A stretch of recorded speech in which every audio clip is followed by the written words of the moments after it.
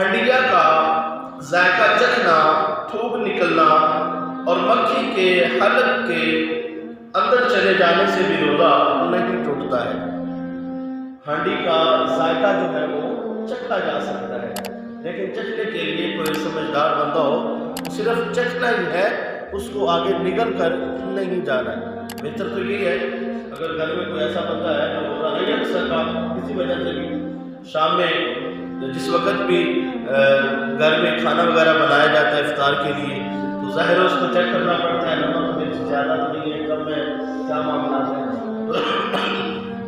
تو اگر ایسا بندہ ہے اس کو چیک کروایا جائے تو ٹھیک ہے، نہیں تو اگر چیک کرنا چاہے تو گھر کی عورتیں جو ہیں وہ سمجھدار ہیں، وہ چیک کر سکتی ہیں، اس کو کوئی مسئلہ نہیں ہے۔ وہی بات ہے جس میں صرف ذائقہ ہے، اس کو آگے نہیں نکلنا، اس کو صرف چیک کر کے آپ اس کو باہر پھینک سکتے ہیں۔ تو اسی طرح اگر کسی کے حلق میں مکھی چلی گئی تو یہ بھی ناقص صوم نہیں ہوگی، اس سے بھی روزہ نہیں ٹوٹتا ہے۔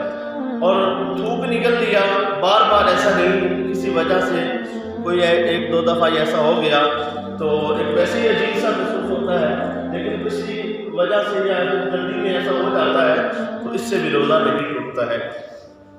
اور اس کے متبادل چیز دھواں ہے، یا پھر آپ راستے میں سفر میں جا رہے ہیں، کہیں سے مٹی اڑی، گرد و غبار ہے، تو ان کا حکم بھی ان ہی جیسا ہے۔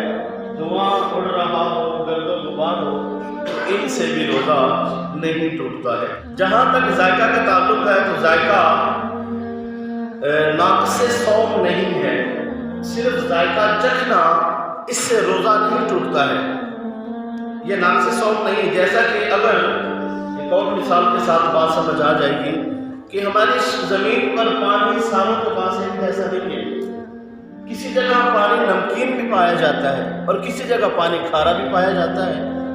تو اب وہ نمکین پانی سے اگر وضو کرے گا تو منہ میں کلی کرتے وقت زبان میں ذائقہ اس کا محسوس ہوگا، تو وہ ناقص وضو نہیں ہے، وہ اس طرح روزہ نہیں ٹوٹتے گا، اس کا ناقص صوم نہیں ہے۔ اس لیے یہ ذائقہ تو مختلف قسم میں سے اس مسواک میں ہوتا ہی ہے، لیکن اس سے روزہ جو ہے وہ نہیں ٹوٹتا ہے۔ ہنڈیا کا ذائقہ چکھنا، تھوک نکل لینا، مکھی کے حلق میں چلے جانا، اس سے بھی روزہ نہیں ٹوٹتا ہے۔